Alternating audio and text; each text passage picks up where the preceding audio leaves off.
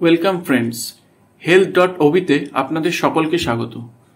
Diabetic বর্তমান বিশ্বের একটি বিরাট সংখ্যক জনসংখ্যাকে কাবু করে রেখেছে। এর জন্য প্রয়োজন সঠিক ডায়েটের। তবুও বলবো, যদি কারো ডায়াবেটিক ধরা পড়ে, এর অর্থ এই নয় যে তাকে চিরতরে কার্বোহাইড্রেট ত্যাগ করতে হবে। এটি শুধুমাত্র পরিশোধিত এবং প্রক্রিয়াজাত কার্বোহাইড্রেট, যা ডায়াবেটিস রোগীর জন্য ক্ষতিকর। জটিল কার্বোহাইড্রেট যদি পরিমিত পরিমাণে খাওয়া হয়, তা ডায়াবেটিস রোগীর খাদ্য পরিকল্পনায় একটি সঠিক পদক্ষেপ হতে পারে। মানে হলো ফাইবার এবং পুষ্টিতে সমৃদ্ধ কার্বোহাইড্রেটগুলি বেছে নেওয়া, যাতে তারা ধীরে ধীরে হজম হয় এবং ধীরে ধীরে শক্তি রিলিজ করতে পারে। চলুন দেখে নেওয়া যাক কি কি কার্বোহাইড্রেট খাবার খেলে আপনার ব্লাড সুগার কন্ট্রোল করা সম্ভব। আর এই তালিকাতেই নাম্বার 1 থাকবে ওটস।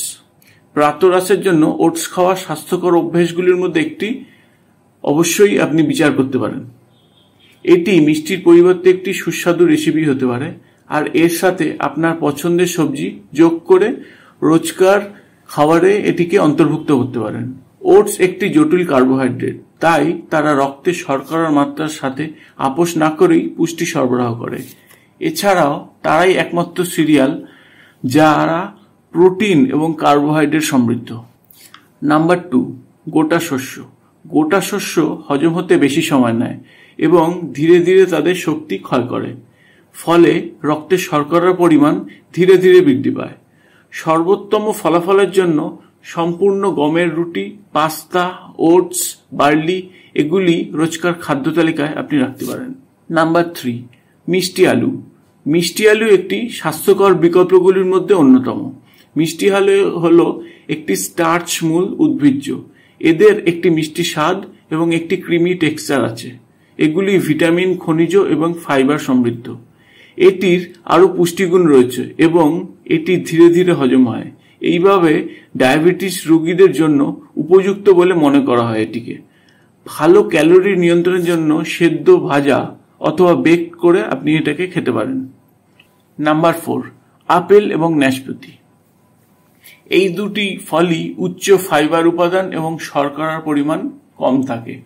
এগুলিকে তাজা রাখুন অথবা জুসের আকারে পান করতে পারেন। Number 5, brown rice. সমস্ত সাদা চালই পালিশ করার আগে বাদামি থাকে। পালিশ ছাড়া যে চালটিকে বিক্রি করা হয় সেটা অ্যাকচুয়ালি বাদামি চাল। বাদামি চাল একটি সম্পূর্ণ শস্য, কিন্তু সাদা চাল প্রক্রিয়াজাত। যখন চালকে পালিশ করা হয়, তখন সেখান থেকে তুষ এবং অঙ্কুরের অংশটিকে বাদ দেওয়া হয়।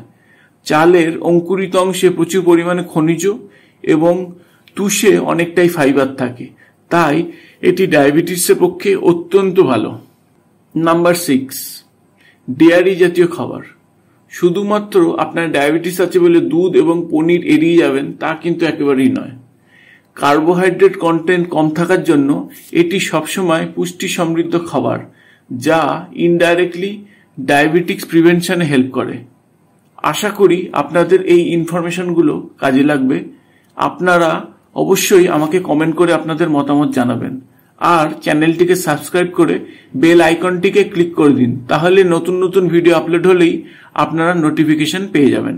ধন্যবাদ।